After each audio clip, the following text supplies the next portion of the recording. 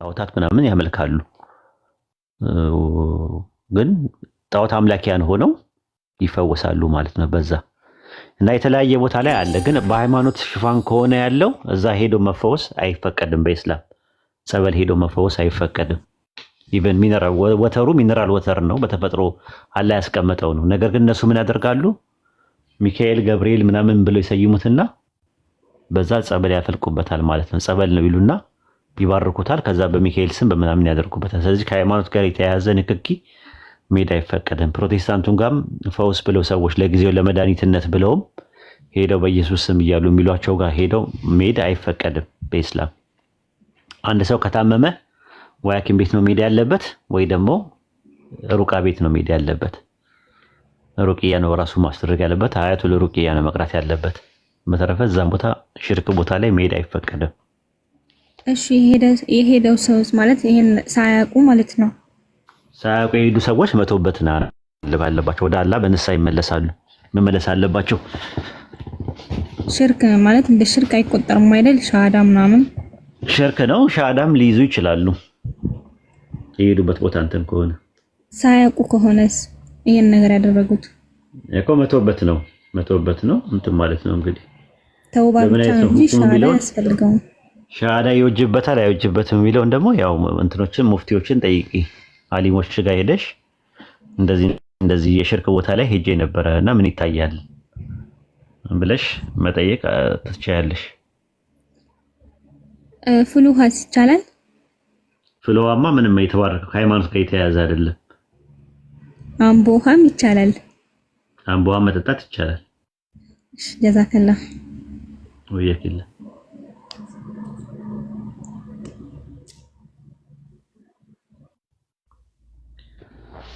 ኦኬ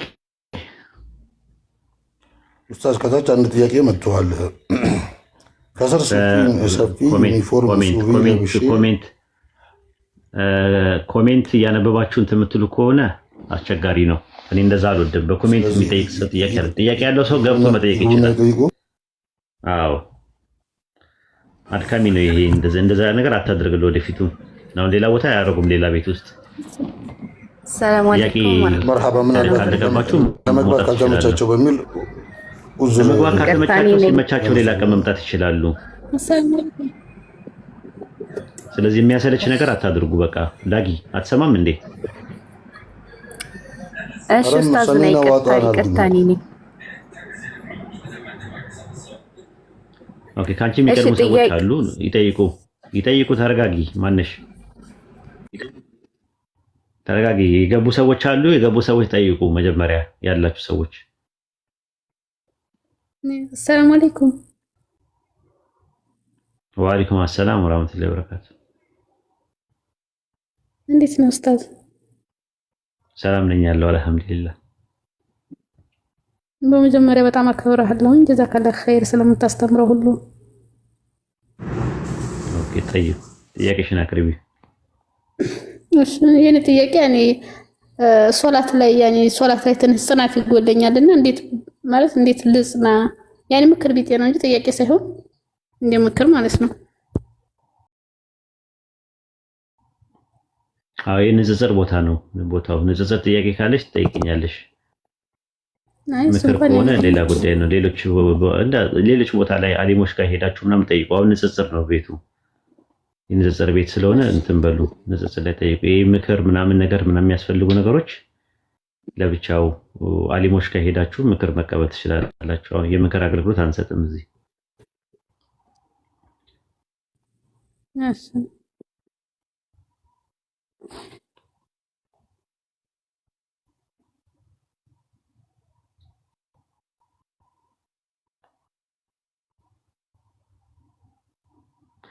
ኡስታዝ ዛሬ ምን ነው? ምንም ዳጊ እኮ ነው።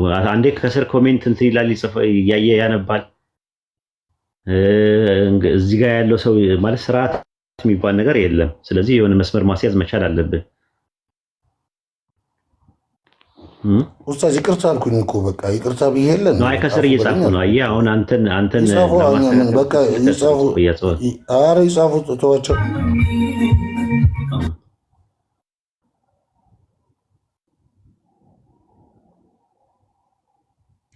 ጥያቄ ያላችሁ ሰዎች ገብታችሁ ጠይቁ።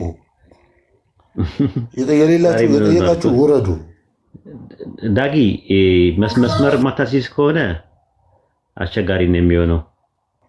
ስለዚህ የገቡ ሰዎች ይጠይቁ እኮ ነው የምልህ። የገቡ ሰዎች ይጠይቁና ከዛ ተራ ሲይዘው እኮ አልጠየቁም እኮ ኡስታዝ ዝም አሉ እኮ እያልካቸው እኮ ነው። ዝም አሉ እኮ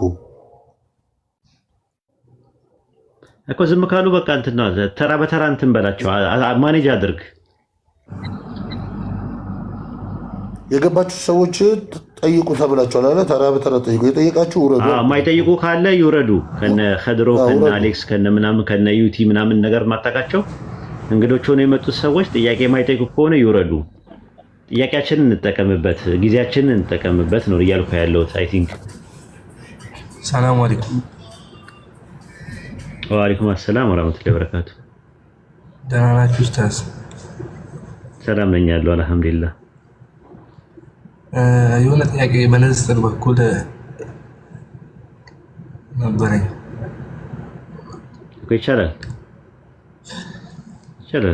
ብሉይ ኪዳንና ሐዲስ ኪዳን የሚሉት አንዳንድ ሐዲስ ብሉይ ኪዳን አንቀበልም ይላሉ። እንዴት ነው በእነሱ በኩል ደይፍ ነው የሚሉት? እንደ ሐዲስ ደይፍ ነው የሚሉት ነው ወይስ እንዴት ነው? ኖ አይ ብሉይ ኪዳን ማለት እኮ የጥንት ኪዳን ማለት ነው። ኤርሚያስ ምዕራፍ 31 ቁጥር 31 ላይ አዲስ ቃል ኪዳን ከይሁዳና ከእስራኤል ቤት ጋር አዲስ ቃል ኪዳን የሚገባበት ወራት ይመጣል። ከግብፅ ሀገር ባወጣዋቸው ጊዜ እንደገባውት ኪዳን አይደለምና ይላል።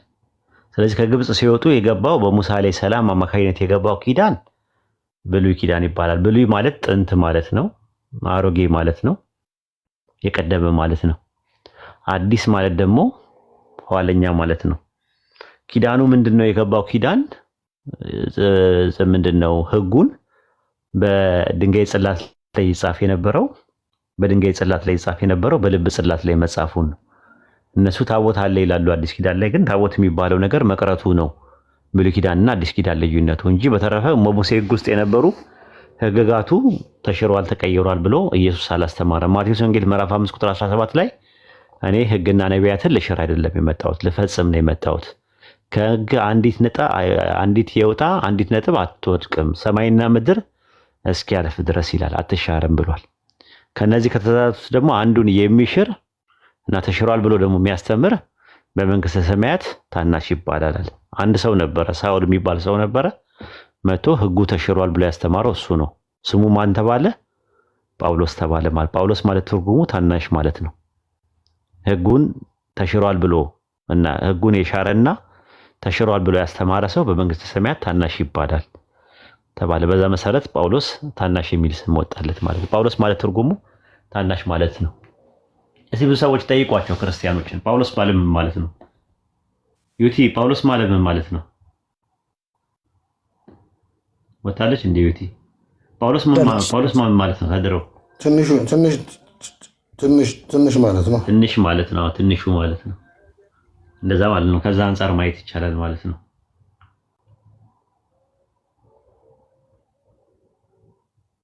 ማኸየር ኡስታዝ አላህ ይጠብቃችሁ። እሺ ሌላ ጥያቄ ያለው ሰው መቀጠል ይችላል። ተረኛ የሆነ ሰው አንድ እህታችን ገብታለች መሰለኝ። ክርስቲያን ነሽ? ፕሮፋይል ማለት ቀይሪ። ጥያቄ ለመጠየቅ ነበር ኡስታዝ። ክርስትና ላይ ብዙ ሙስሊም ነህ? ክርስቲያን ነህ? ሊሊ ማይ ዋይፍ ክርስቲያን ነህ ወይስ ሙስሊም ነህ? አይ እኔ ንጽጽርን ሃይማኖትን በንጽጽር ማጠና ሃይማኖት ተማሪ ነኝ። ኦኬ አይ ጥሩ። ሊሊ ማይ ዋይፍ ይላልና ሊሊ የሚለው ክርስቲያን ስም ነው። እሺ ቀጥል። ኢትስ ኦኬ እንትን ነው። እኔ ክርስትና ላይ ሀብኖዳ ጥርጣሬ የለኝም። ከመግቢያው ላይ 54ቱን እንትን ብናይ በ32ቱ አብያተ ክርስቲያናትና በሊቃውንት በመታረምና በመስተካከል የተጻፈ ብሎ ይጀምራል። የአምላክን ቃል ሊቃውንትና እንትን አስተካክሎ ሊጽፈው አይችልም። ከጅማሬው ራሱን የቻለ ችግር አለው ማለት ነው። በነሃ ብሎ ሲጀምር ወደ ውስጥ ከገባን በጣም ብዙ ችግሮች አሉት። ራሱን የቻለ ብዙ ችግሮች አሉት። እዛ ላይ አይደለሁም ጥያቄ። እኔ ላይክ ስለ ቀዳና ቀደር ግን ማወቅ ፈልጋለሁ።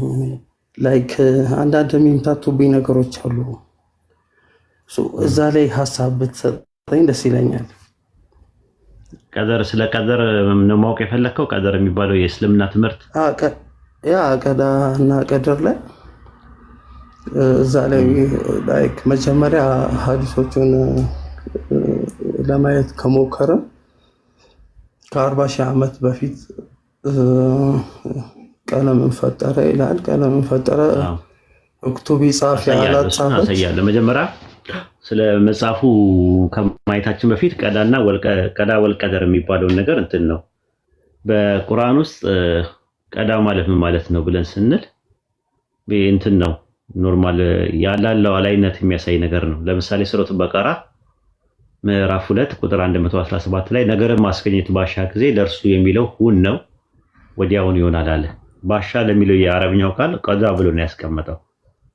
ስለዚህ ቀዳ የሚለው ቃል በቁርአን ዘርፈ ብዙና መጠነ ሰፊ ትርጉም አለው። ቀዳ የሚለው ቃል ፍጻሜ፣ ትእዛዝ፣ ፍርድ፣ አድራጎት፣ ፍላጎት፣ ውሳኔ የሚባል ነገር ይመጣል። ለምሳሌ ቀዳ ማለት ፈጸመ በሚል ይመጣል። ለምሳሌ ሱረቱል አህዛብ ምዕራፍ 33 ቁጥር 23 ላይ ከነርሱ ስለቱን የፈጸመ ሰው አለ ይላል። የፈጸመ ወይም የጨረሰ ሰው አለ ይላል። ሱረቱል ነምል ምዕራፍ 27 ቁጥር 29 ላይም እንደዛ ሙሳ ጊዜውን በጨረሰ ጊዜ ይላል። ስለዚህ ፈጸመ፣ ጨረሰ ለሚለው ቃል ቀዳ የሚለው ቃል ነው። ቀዳ የሚለው ቃል ሶደቀ በሚል ይመጣል ማለት ነው። ሶደቀ በሚል ማለት ነው። እንዳየው ፈጸመ በሚል ማለት ነው። ቀዳ የሚለው ቃል አዘዘ በሚል ይመጣል። ለምሳሌ በሱረቱ ኢስራ ምዕራፍ 17 ቁጥር 23 ላይ ጌታ እንዲህ ሲል አዘዘ ይላል። አዘዘ ለሚለው ቃል እዚህ ጋር የመጣው ምንድነው? ቀዳ ነው። አመረ በሚለው ነው የመጣው። ቀዳ የሚለው ቃል ፈረደ በሚል ይመጣል። ለምሳሌ በሱረቱ ዩኑስ ምዕራፍ 10 ቁጥር 93 ላይ ጌታ በትንሣኤ ቀን በመካከላችሁ ይፈርዳል ይላል። ይፈርዳል ለሚለው ቃል የቅዲ ነው የሚለው የህከሙ ማለት ነው። ይፈርዳል በሚል ነው የመጣው። ቀዳ ማለት አወረደ በሚል ይመጣል። ለምሳሌ በሱረቱ ሂጅር ምዕራፍ 15 ቁጥር 66 ላይ ወደ እርሱ ያንን ትእዛዝን አወረድን ይላል አላህ። ሌላ ቦታ ላይም ሱረቱ ኢስራ ምዕራፍ 17 ቁጥር 4 ላይ ወደ እስራኤል ልጆች በመጽሐፍ ውስጥ እንዲህ በማለት አወረድን ይላል። አወረድን ለሚለው ቀደይና ነው የሚለው ራሱ አወሃይና በሚል የመጣ ነው ማለት ነው። ሌላ ደግሞ ቀዳ ማለት አደረገ በሚል ይመጣል። ለምሳሌ በሱረቱ ፉሲላት ምዕራፍ 41 ቁጥር 12 ላይ በሁለት ቀን ውስጥ 7 ሰማያት አደረጋቸው ይላል። አደረገ ለሚለው የአረብኛው ቃል ቀዳ ነው። ጃአለ በሚል ነው የመጣው። ቀዳ የሚለው ቃል ፈለገ በሚል አራደ በሚል ይመጣል። ለምሳሌ በሱረቱ ጋፊር ምዕራፍ 40 ቁጥር 18 ላይ ነገርን ማስገኘት ባሻ ጊዜ ለእርሱ የሚለው ሁን ነው ወዲያውን ይሆናል አለ። ቀዳ የሚለው ቃል ወሰነ በሚል ይመጣል። በሱረቱ አናም ምዕራፍ 6 ቁጥር 2 ላይ ማለት ነው። እንግዲህ የተለያየ ትርጉም አለው። ቀዳ የሚለው ቃል የተለያየ ነው። ያለን ውሳኔ የሚያሳየው ጀነራሊ ማለት ነው። ያንተ እጅ የማይገኝበት ያንተ እጅ ምን ውስጥም የማይካተቱ ነገሮች ቀዳ ይባላሉ ማለት ነው። ቀደር ደግሞ ማለት ደግሞ የተለያየ ትርጉም አለው። ቀደር የሚለው ቃል የተለያየ አለ፣ ራሱ የተለያየ ትርጉም አለው። ቀደር ማለት አንደኛ ይሄ ምንድነው ልክ መጠን በሚል ይመጣል። ለምሳሌ በሱረቱል ቀመር ምዕራፍ 54 ቁጥር 49 ላይ እርሱ ነገር ሁሉ በቀደር የፈጠረ ነው ይላል። በልክ የፈጠረ ለሚለው ቃል የገባው ማለት ነው። እንደገና ደግሞ አላህ ራሱ ምን ተብሏል?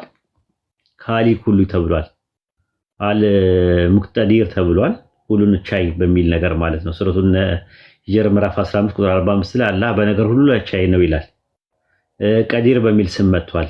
አላህ ቀዲር በሚል መጥቷል። ቀዲር ማለት ሁሉን ቻይ ማለት ነው። ስለዚህ ቀደር የሚለው ቃል ቀደረ ቻለ ከሚል ነው፣ ችሎታ ማለት ነው፣ ትርጉሙ ማለት ነው። ቀደር የሚለው ቃል ክብር በሚል ይመጣል። ለምሳሌ በሱረቱ ሀጅ ምዕራፍ 22 ቁጥር 74 ላይ አላህ ተገቢውን ክብሩን አላከበሩትም እና ይላል። አላከበሩትም ማቀደሩ ነው የሚለው። ቀደር ማለት ማጥበብ በሚል ይመጣል። ለምሳሌ ራስ በሞከረውና በእርሱ ላይ ሲሳዩን ባጠበበ ጊዜ ይላል። ማጠበበ ቀደረ በሚል ይመጣል። አሁንም ቀደረ የሚለው ቃል ብዙ ነው ትርጉሙ ራሱ ማለት ነው። እና አይ ቲንክ ቀደርና ቀዳ ያላቸው ልዩነታቸው ምንድነው ተብሎ ሲጠየቁ ዑለማዎች ምንድነው ያሉት? ቀዳ መሰረታዊ ትርጉሙ ውሳኔ ማለት ነው። ቀደር ማለት ደግሞ መሰረታዊ ትርጉሙ ችሎታ ማለት ነው። እና ኢብኑ ሀጀር አስቃላኒ እንደዛ ነው ያስቀመጡት። ቀዳ በዘላለማዊ ውስጥ ጥቅላዊ የሆነ ፍርድ ነው። ቀደር ደግሞ የዛ ዝርዝር ብለው ነው ያስቀመጡት ማለት ነው። ይህን ይመስላል እንግዲህ ቀዳ ወይም ደግሞ ቀደር የሚባለው በሁለት ይከፈላል። አቅሳሙል ቀደር ይባላል። የቀደር ክፍሎች የሚባሉት ቀደር ከዊኒ እና ቀደር ሸርዒ ተብለው ለሁለት ይከፈላሉ። ቀደር ከዊኒ ማለት ያንተ እጅ የሌለበት ያለ ውሳኔ ቴዎሎጂካል ዲተርሚኒዝም ሳይሆን ኮዛል ዲተርሚኒዝም የሆኑ ነገሮች ናቸው። ለምሳሌ ወንድ መሆን፣ ሴት መሆን፣ አጭር፣ ረጅም፣ ጥቁር፣ ቀይ ምናምን የመሳሰሉት ያንተ እጅ የሌለበት ቅጣትም ሽልማትም አትቀበልበት ሞራል አካውንታቢሊቲ ወይም ግብረ ገባዊ ተጠያቂነት የሌለበት ነገር ምን ይባላል? ኮዛል ዲተርሚኒዝም ይባላል። ወይም ደግሞ በአረብኛ ቀዳ ከዊኒ ይባላል ማለት ነው። ቀደር ከዊኒ ይባላል። ቀደር ሸርዒ የሚባለው ደግሞ ያንተ እጅ ያለበት ሸሪዓው ተሰጥቶ ረሱል ተልኮ መልእክተኛ ተልኮ ይሄ ነገር ሐራም ነው፣ ይሄ ነገር ሐላል ነው፣ ይሄ ነገር ሙባህ ነው፣ ይሄ ነገር ሙስተሐብ ነው፣ ይሄ ነገር ፈርድ ነው ተብሎ ተነግሮ ሁጃ ቆመብህ ምርጫ ተሰጥቶ ምርጫን በአግባቡ ስትጠቀምበት የምታገኘው ወሮታና ጸፌታ ወይም ደግሞ ሽልማት ሪዋርድ የምታገኝበት፣ በተቃራኒው ደግሞ የአይ ብለህ ስታስተባብልና ስታምጽ በተቃራኒው ደግሞ ቅጣት የምትቀበልበት ነገር ምን ይባላል? ፍሪዊል ያለበት ነገር ምን ይባላል? ቀደር ሸርዒ ይባላል ማለት ነው። ይህን ይመስላል የመጀመሪያ እንትኑ ማለት ነው። ይሄ ግልጽ ነው? ተመለሰልህ? ጥሩ ነው አገላለጽ። ስለ መጽሐፉ ከዛ በኋላ እንሄዳለን ብዬ ነው። ተመችቶኛል አገላለጽ። ስለ ቅድመ ስለሚለው በመጽሐፎች ዙሪያ በእስላማዊ መጽሐፎች ዙሪያ ባለው ሁኔታ ላይ አድርገህ ብትተነትንልኝ ላይክ ለምሳሌ ምንም ነገር ከመፍጠሩ በፊት ቀለምን ፈጠረ፣ እክቱብ ያላት፣ ክተብ ያላት፣ ጻፍ ያላት፣ ይህንን ነገር ጻፈች ይላል። በሌላ ሀዲሶች ላይ ብንሄድ ደግሞ ህፃን ልጅ ከመፈጠሩ ልክ የአራት ወር እያለ መላይካ ገብቶ አራት ነገሮችን እነግርሃለሁ። ስለሱ ከዚህ ጋር ስለ መጽሐፍ በደንብ እናወራለን።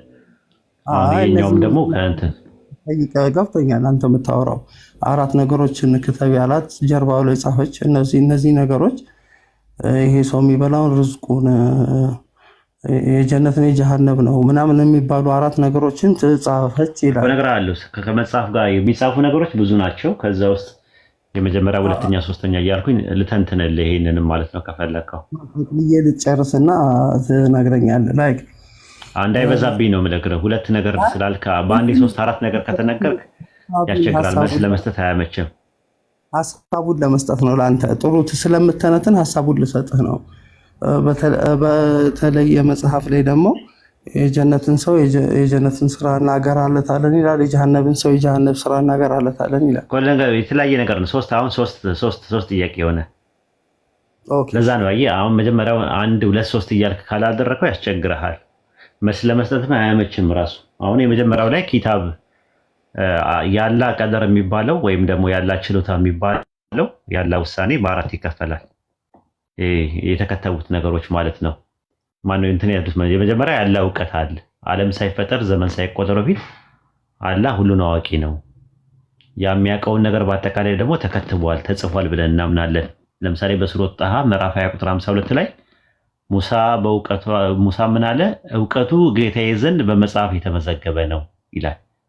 ያለ እውቀት የተመዘገበው ያለ እውቀት ነው። ያንን ነው በሱረቱ ሐጅ ምዕራፍ 22 ቁጥር 7 ላይም አላህ በሰማይና በምድር ውስጥ ያለውን የሚያውቅ መሆኑን አታውቅምን አለ።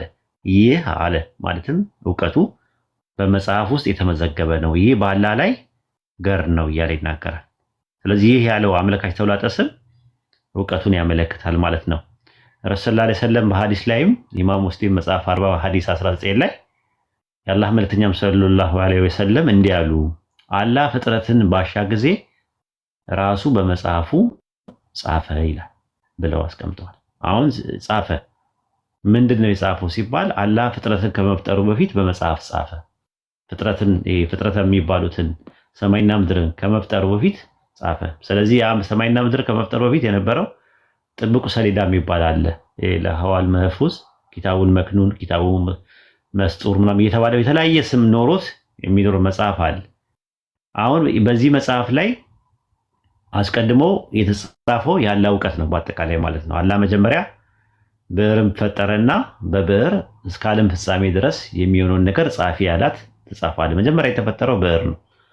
ከዛ በብዕር አማካኝነት ፍጥረት በአጠቃላይ እስከ ቂያማ ቀን ድረስ ምን እንደሚሆን ያለ እውቀት ተመዘገበ ማለት ነው። የተመዘገበው ያለ እውቀት ነው፣ ሌላ ነገር አይደለም ማለት ነው። አንድ ምንድነው ከአንድ ፋርማሲስት ኬሚስቱ የሰራውን ስራ ይጽፋል። ለአንድ የኬሚስት ባለሙያ መድኃኒት ሰርቶ ውጤቱን ኤክስፓየር ማድረግ ቢሆንም በተመሳሳይ ደግሞ የፋርማሲ ባለሙያው ስለ መድኃኒቱ አጥንቶ መድኃኒቱ ላይ በዚህ ቀን ኤክስፓየር ያደርጋል ብሎ ይጽፋል። ስለዚህ አላህ የጻፈው ነገር በሁለት ይከፈላል ማለት ነው። ስለሚሆን የተጻፈ ነገር አለ፣ እንዲሆን የተጻፈ ነገር አለ። እንዲሆን በተጻፈ ነገር ላይ የኛ እጅ የለበትም።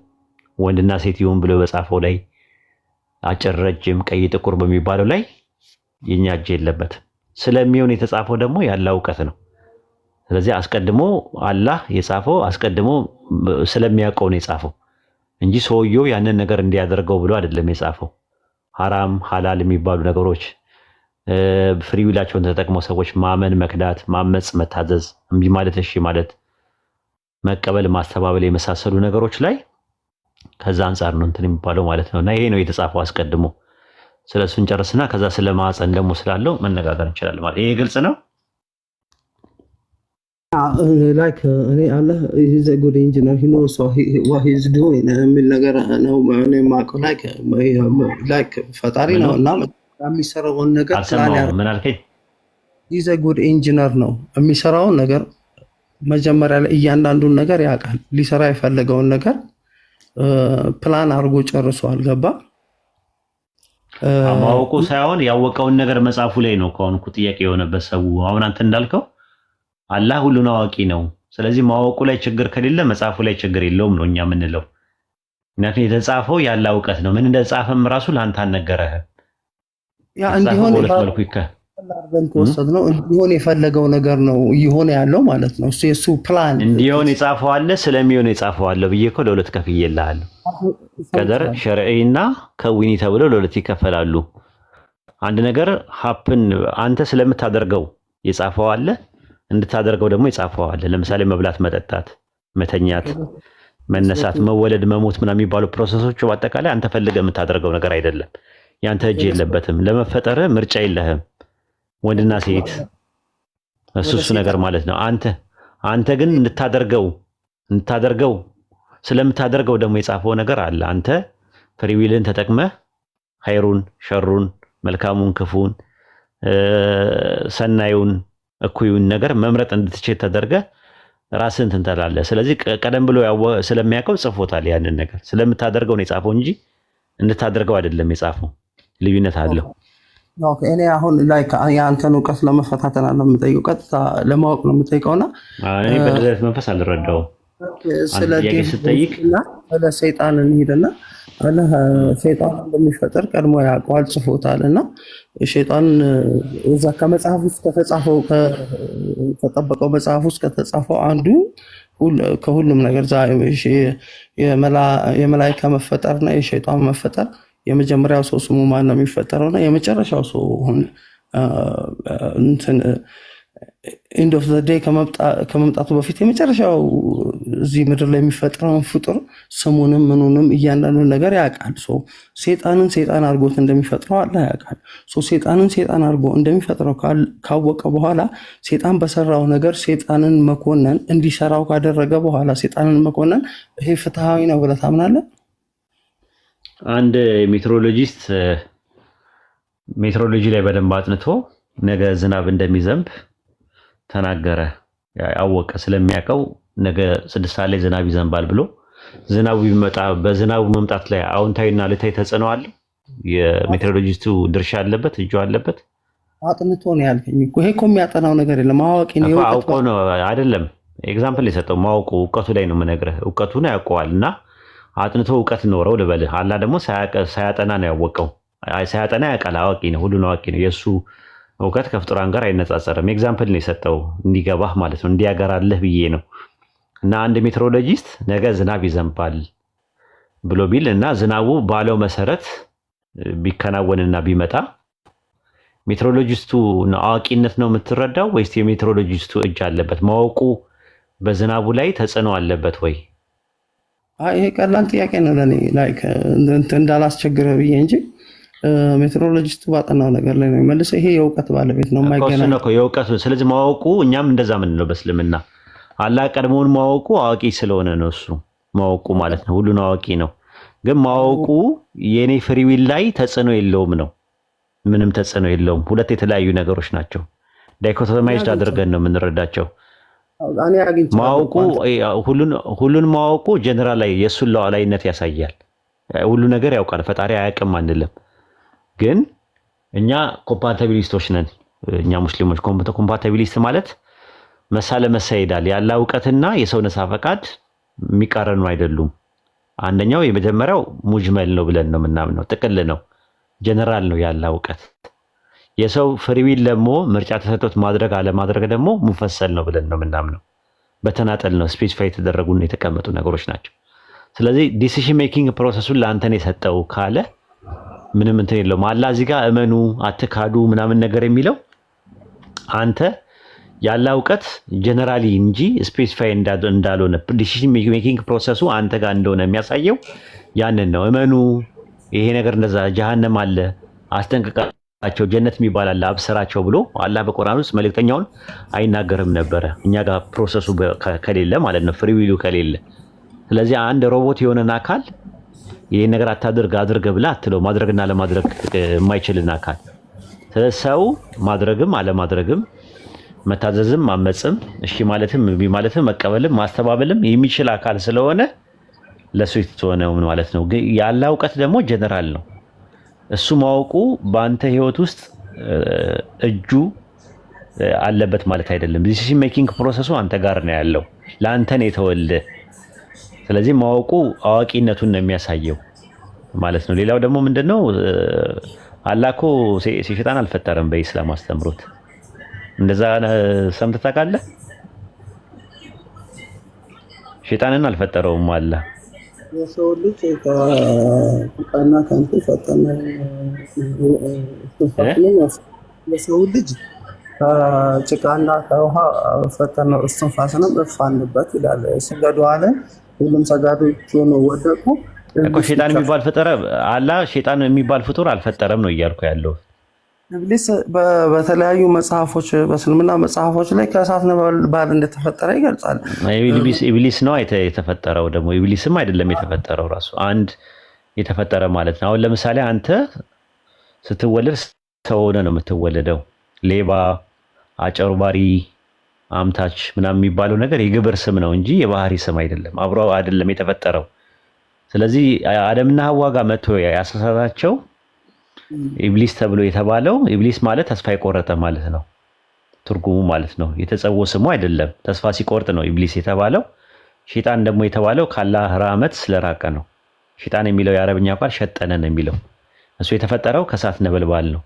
ልክ ጂኒዎች የተፈጠሩት ከእሳት ነበልባል እንደሆነ ሁሉ እሱም የተፈጠረው ከእሳት ነበልባል ነው። የተፈጠረና ዓላማና ኢላማ ጂኒዎች አላህን ያመልኩት ነው የተፈጠረው። አሁን ለምሳሌ ሰው የሚለው ጥቅላዊ እንትን ነው። እሱ ደግሞ ጥንተ ተፈጥሮ ወይም ደግሞ የኦንቶሎጂካሊ ከጂኒ ነበረ። እሱ በቁርአን ላይ ከጂኒ ነበር ብሎ ነው የሚያስቀምጠው። ጂኒዎች ደግሞ የተፈጠሩት ሲፈጠሩ ንጹህ ሆነው ነው የሚፈጠሩት። ሰውም ጂኒም እንስሳትም ሁሉም ንጹህ ሆነው ነው የሚፈጠረው።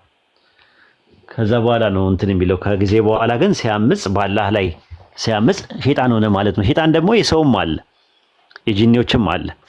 ስለዚህ ከመጀመሪያውኑ አላህ መጥፎ ነገር አልፈጠረም ነው። መጥፎ ነገር አንደኛ በኢስላም አስተምሮት የመልካም ነገር እጦት ነው፣ ላኮፍ ነው። ራሱ ፈጥረው ለምን ከመልካምና የሰው ልጅ ለምሳሌ ልሰካ እንትን ባትሪ ሎው ያለኝ ነው። አንዴ ልሰካ ምን አልከኝ? ጠይቀኝ፣ አውራ ታዲያ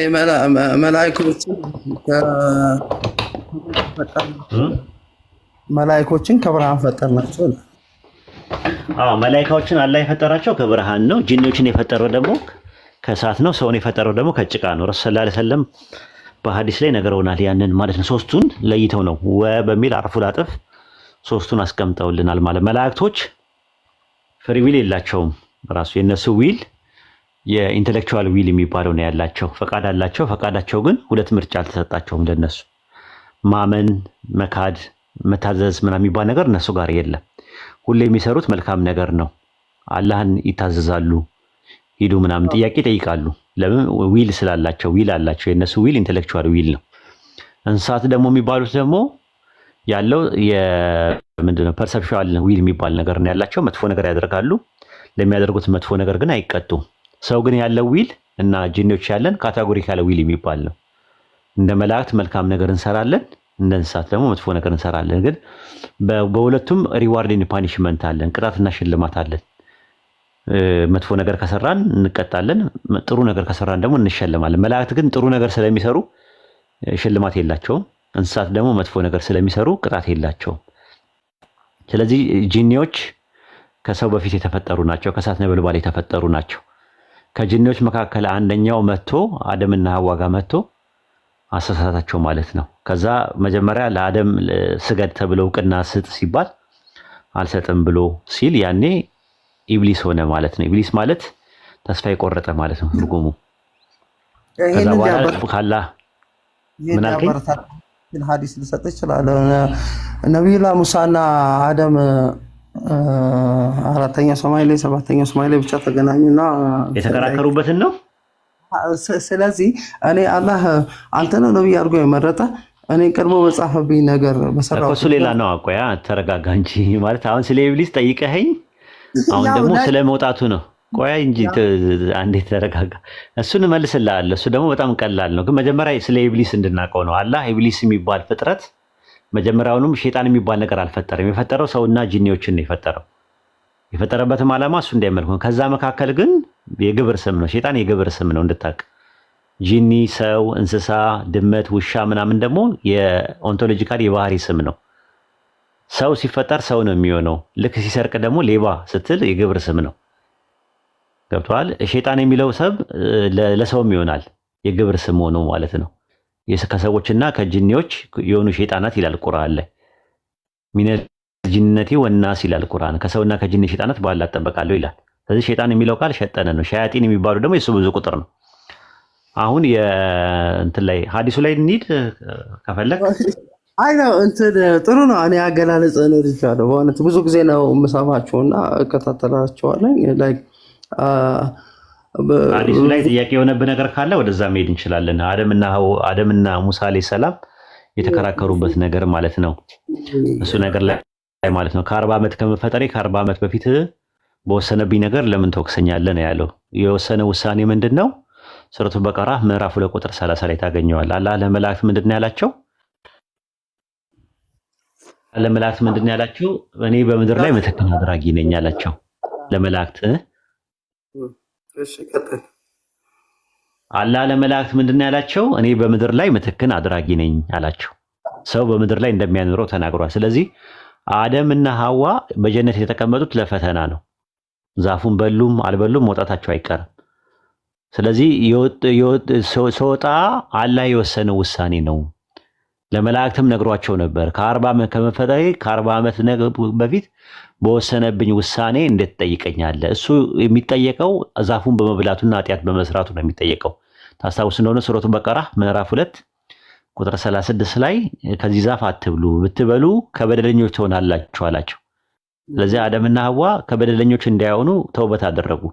ባትምረን ከከሳሪዎቹ እንሆናለን ብለው ንስሐ ገቡ ማለት ነው።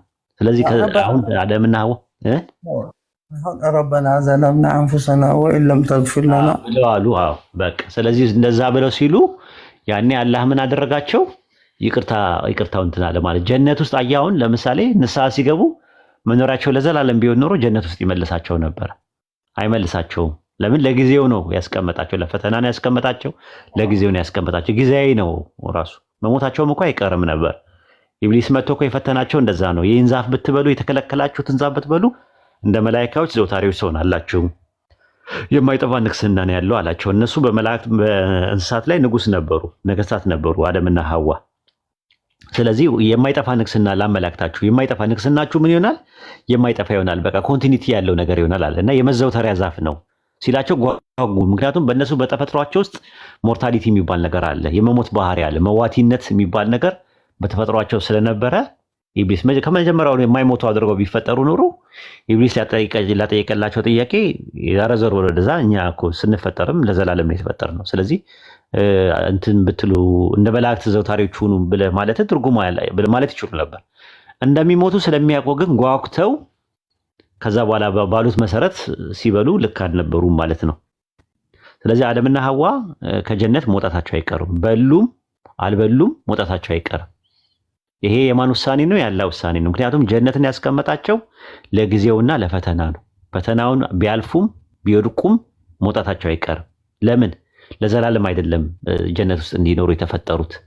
ለዛ ነው ሱረቱ በቀራ ምዕራፍ 2 ቁጥር 30 ላይ ለመላእክት አላህ ሲነግራቸው እኔ በምድር ላይ መተከን አድራጊ ነኝ ብሎ አላቸው። ስለዚህ አደም ሲወቅሰው ማለት ነው ራሱ ስትሮማን ፋላሲን የሰራበት አንተ ነህ ከጀነት ያስወጣሃል ምናምን አለ። ሲጀምር ሙሳ አለይሂ ሰላም አልነበረም እኮ ጀነት ውስጥ፣ ምክንያቱም አልነበረም፣ ሰዎችም አልነበሩም በዛን ሰዓት። ስትሮማን ፋላሲን የሰራው ከዛ ምንድን ነው አለው ከጀነት መውጣቴ አላህ ከ40 ዓመት በፊት ከመፈጠሬ ከ40 ዓመት በፊት በወሰነብኝ ነገር ተወቅሰኛልን ሲለው ተረታ ማለት ነው ሙሳ።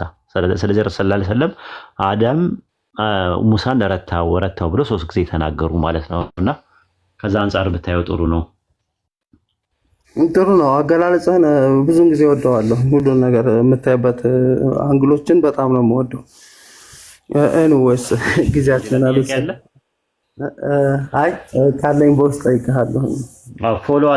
ፎሎ አድርገኝና ኢንሻአላህ ሌላ ቀንም ስትመጣ እንደዚሁ እንማማራለን ማለት ነው።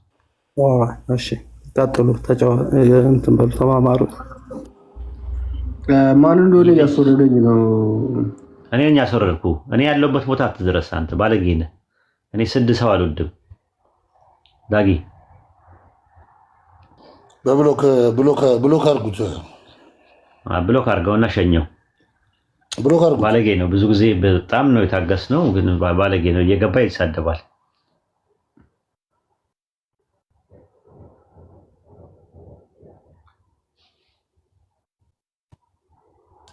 ተረኛ ጥያቄ ያለው ሰው ካለ መጠየቅ ይችላል።